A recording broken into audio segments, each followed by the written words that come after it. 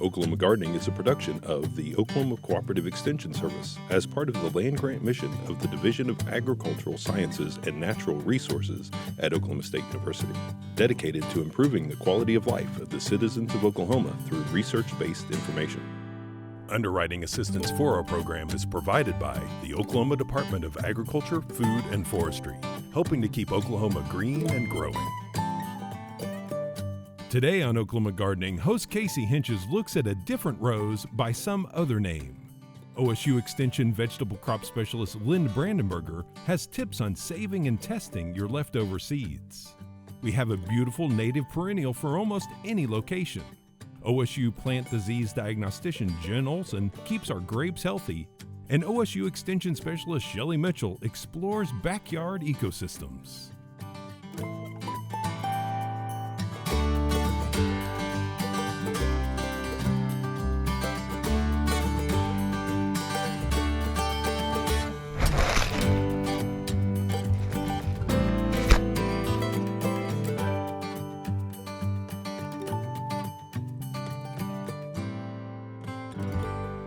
We often see a lot of drought-tolerant plants that have kind of that gray, furry foliage to them, but this one with the hot pink flowers is sure to be set apart from those others. This is Rose Campion, and it's a really great plant that does well in our hot Oklahoma summers.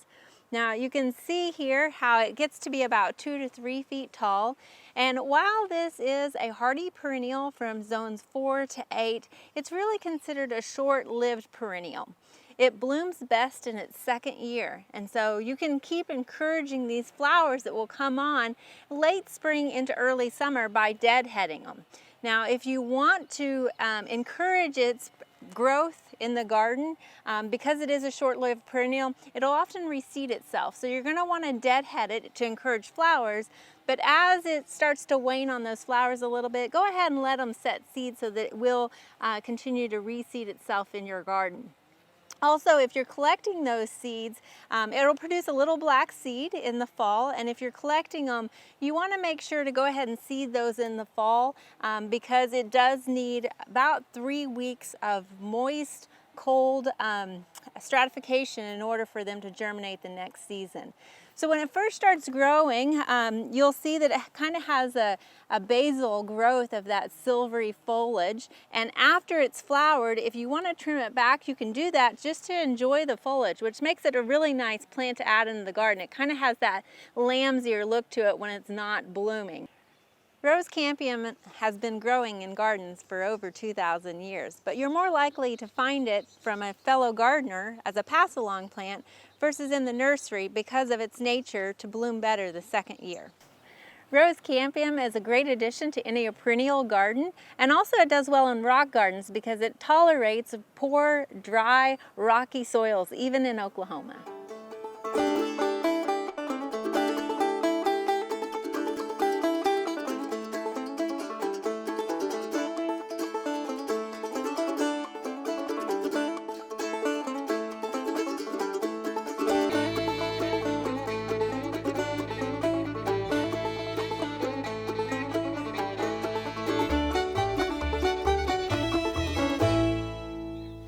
Good afternoon. My name is Lynn Brandenberger. I work for the Department of Horticulture and Landscape Architecture at Oklahoma State University. Gardens are a big thing right now, especially with all the pandemic issues that we're going through. And one of the biggest things that we need as gardeners is good seed that will germinate and grow. Just wanted to talk for a few minutes about a few things about seed. One is when you get ready to buy seed, if you're ordering it off of the internet or you're ordering it on the telephone, whatever, if it's going to be shipped to you, order it early in the week. And the reason for that is if you order on Friday afternoon and that seed happens to get pulled and stuck in a box and sent out, it might sit on a loading dock all weekend. If it's cool weather, not a problem. But if you've got one of those nice hot Saturdays and Sundays that we can experience this time of the year, that seed may get over 100 degrees in temperature. And that's going to kill that seed because seed really literally is living way that plants propagate themselves. So don't just assume that it'll be fine. It's not necessarily going to be fine. So order your seed early in the week. I'd say Monday, Tuesday at the latest, and then it'll get delivered before the end of the week. Okay, so that's one thing. The second thing is when you get that seed, if you're like me, you usually buy more seed than you actually need. And so you end up storing the seed. Now this is just some spinach seed that we bought in 2009. And so we always put a year on the seed when it comes in, so we know when we got it and we have some idea how old it is. We also usually leave it in its original container, or if we're going to split it out and share with friends, we'll actually put on the Ziploc bag what it is and normally put a year. This one doesn't have a year, but anyway, you get the idea. You want to keep that seed dry, so keep it in a container. Now the other thing to do, I'm kind of like that guy that wears a belt and suspenders. I'm really careful with seed, so I like to make sure that it's kept dry. So I just use this old ice cream. It's a plastic container. It's got a snap lid, and this actually goes in my chest freezer in the garage. So that's a great way to keep it dry. It gives you two ways to keep it dry: the original container or envelope or whatever it's in, and then also a plastic box that's kept in the freezer. That way, if you're like me and your freezer that you're putting it in is not a frost-free, if it defrosts and it's all floating around in there, it's not, your seed's still dry and it's still going to be viable and good for you. So that's an important tip.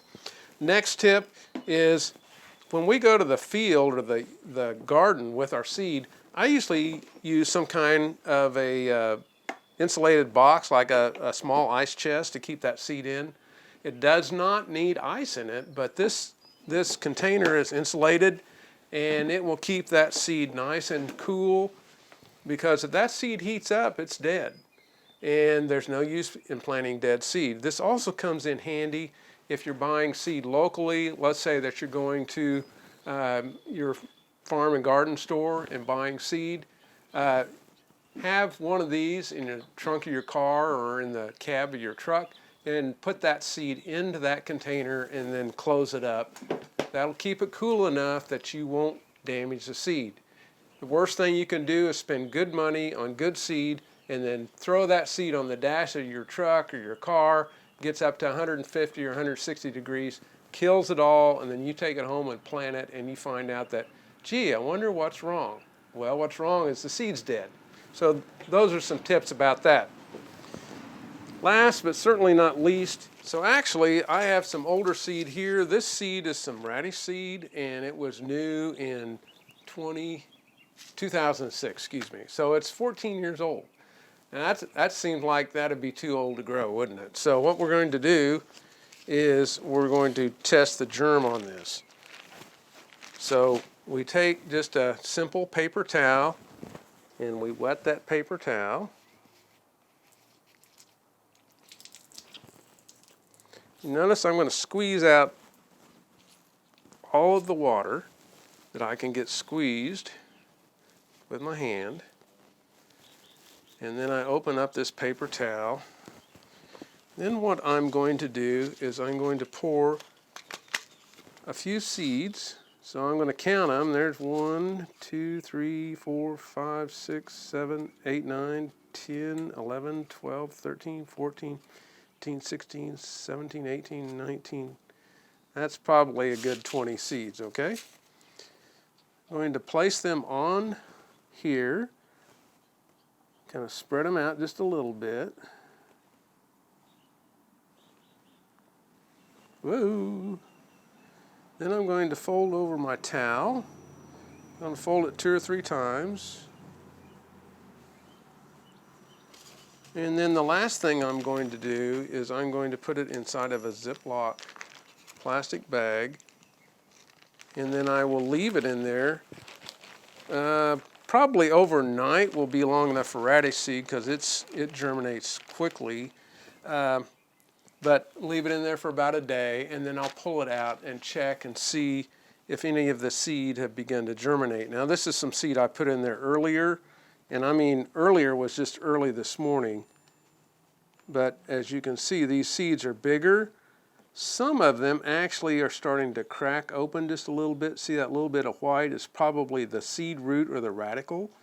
And that's what we look for. That's what we actually count. So if we've got 20 seeds here, we come back in a day or a day and a half and count the number of seed roots that have emerged. Let's say that we've got 15 seeds that have sprouted. Then we know that we got 15 out of 20 seeds that are up. We can multiply that times 5, which would be what? 50 plus 25, that'd be 75% germination. So it's a pretty easy thing to do. Earlier, we checked germination on this batch, and it actually ran about 92% germination for seed that was 16 years old. So that's pretty decent germ.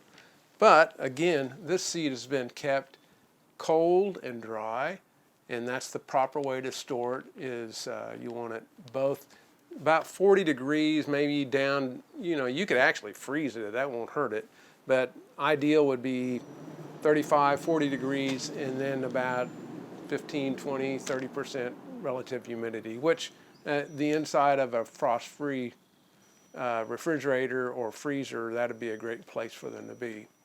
So that's it about how to handle your seed and how to check the germination. Hope you're having a great day. You take care, and we'll see you later. Goodbye.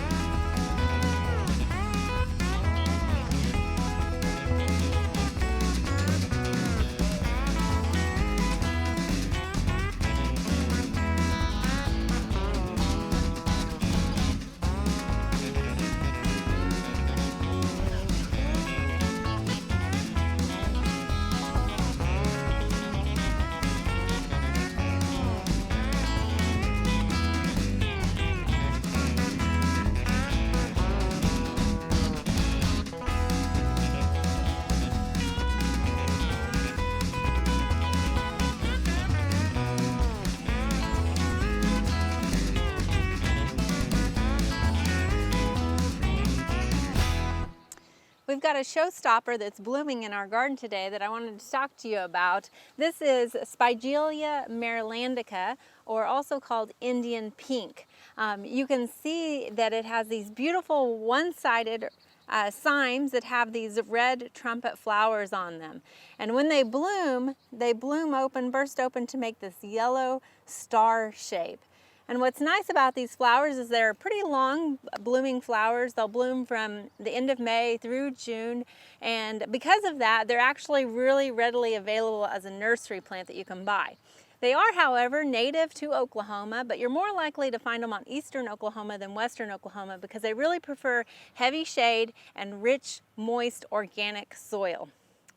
Even when this plant isn't blooming, it forms this nice, about 1.5 foot tall, almost like a shrub fill, even though it is a perennial that regrows from the ground, with these nice glossy leaves. This is the 2018 Oklahoma Proven Perennial of the Year and is hardy from zones 5 to 9.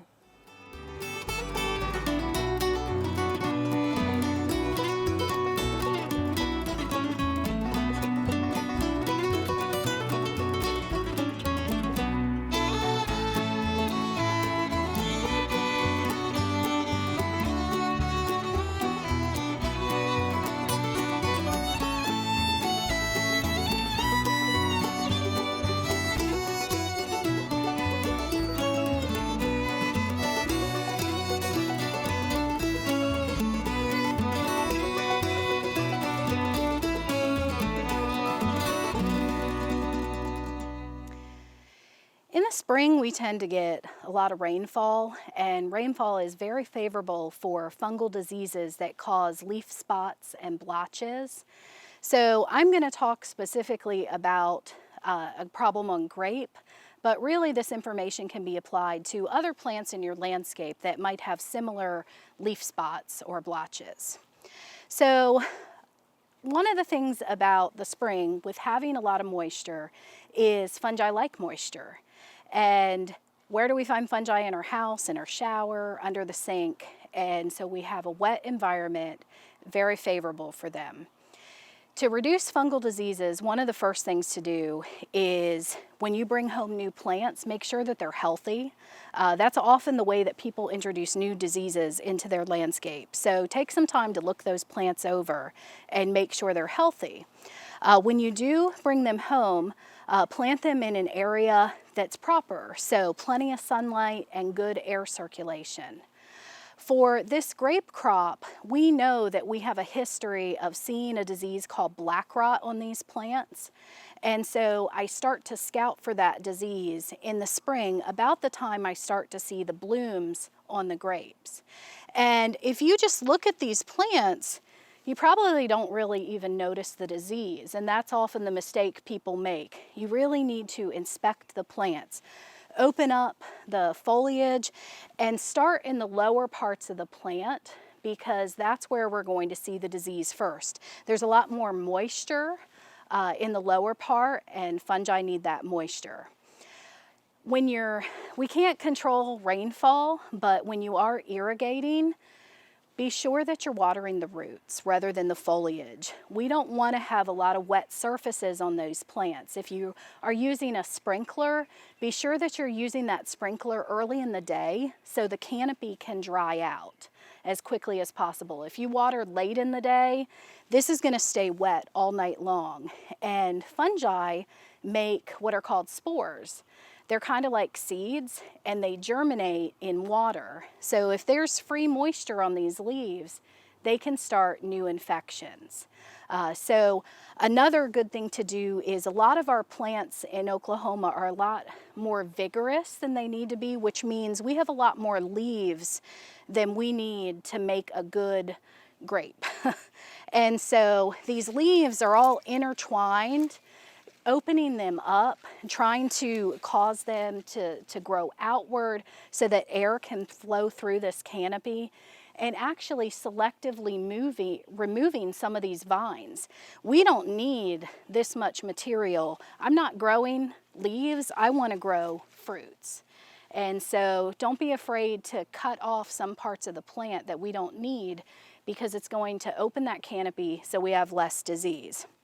If you do find leaves that have spots, right now I don't have very many, so I can take a pair of scissors or just pull the leaves off, and be sure to throw that debris that potentially has spores in it in the trash rather than your compost pile.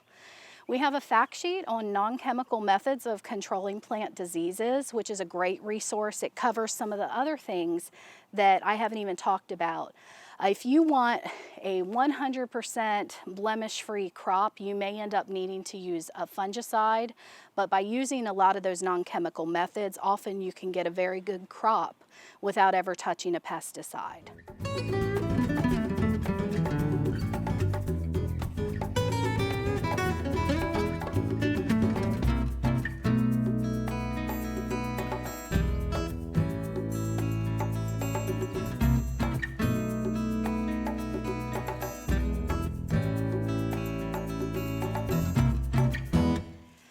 I thought today I'd tell you a little bit about these fruit bags. This is something that was first started by Clemson University. That's actually where I bought these, so we've got our little Clemson Tiger logo. But you can also find them online.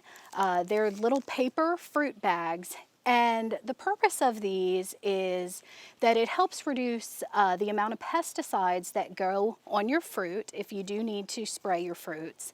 And it also serves as a method of exclusion, so that if there are insects or pathogen spores, they just can't get to the fruit.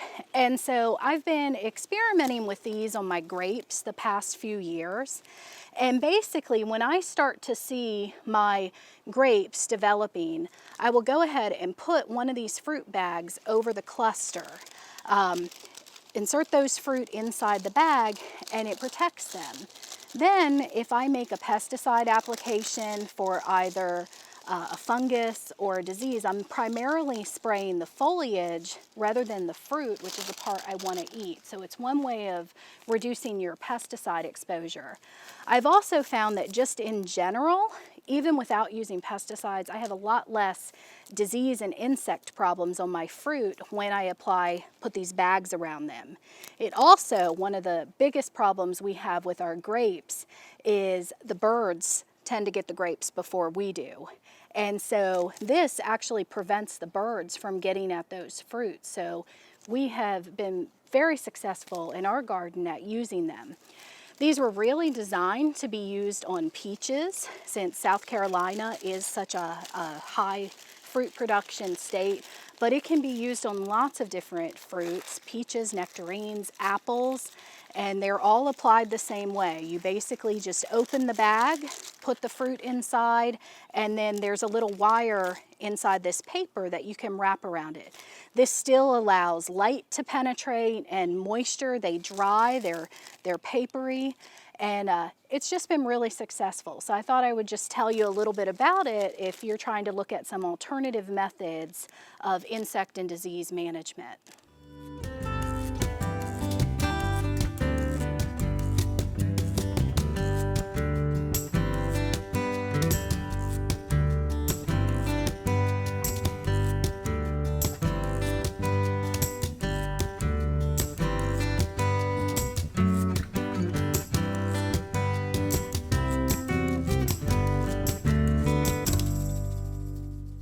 Hi, if you want to take a field trip that's really local and explore lots of neat animal habitats and ecosystems, you don't have to go any further than your backyard. Just in a regular backyard, there's plenty of places for animals to hide, find food, find water, and so we're going to explore some of those today. So we just happen to be sitting in an old wood pile, and those are common in parks and at the edges of properties. And so what's under wood? Well, if you've ever picked up a piece of wood outside, you notice that it's wet under there. And so some things like the wet, like roly polies, worms, stuff like that. So a good place to find easy wildlife is just right under a log. So I have a log here, and I'm pretty sure that if I pick it up, there's going to be something. Not sure what, but we'll find out. So under this one, wow, we got a whole horde of worms there and some little roly polies. Now the roly polies are always under the logs because they're actually crustaceans. They have actually breathe through gills, so they need a wet area so they can actually breathe. This is a best beetle. They live in wood that's not freshly cut down, but is a couple of years dead, basically. And they like to eat the dead, rotting wood, and that's what they feed their babies. And they actually survive as family units. These aren't little guys that live on their own. They actually take care of their babies. So they live in family groups. And here's the kind of stuff they do to the wood. You see all these big holes, like right here? That's what they do. They eat out the soft parts of the wood. So they'll be there for a while until all the soft parts are gone, and then they'll move on to another somewhat recently dead tree. Here we have more of the family of best bugs. And then look at all these little termite guys. You can tell they're termites because they don't have a waist like an ant does. And they eat a bunch of dead logs and all that. But they have a job. They're not just there to ruin your house. They're there to help clean up and help things decompose. Because if we didn't have decomposers and stuff that likes to eat dead and rotting things, we'd be up to our waist in leaves and dead twigs and stuff. So they have a purpose in the ecosystem.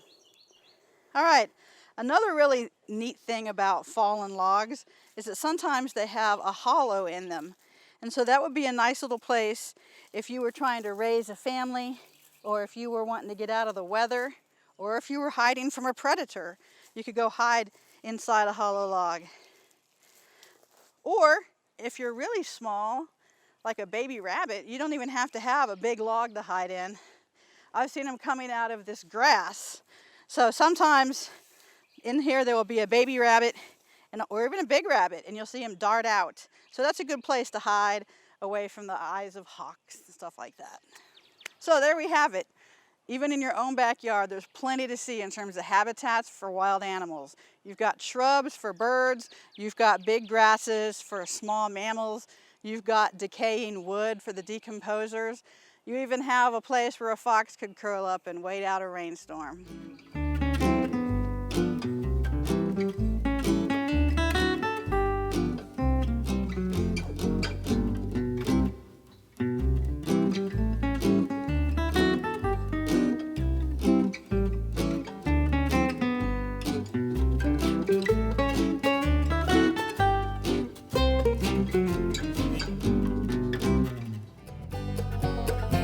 There are lots of great horticultural events this time of year. Be sure and consider these activities when you're making your plans for the weeks ahead.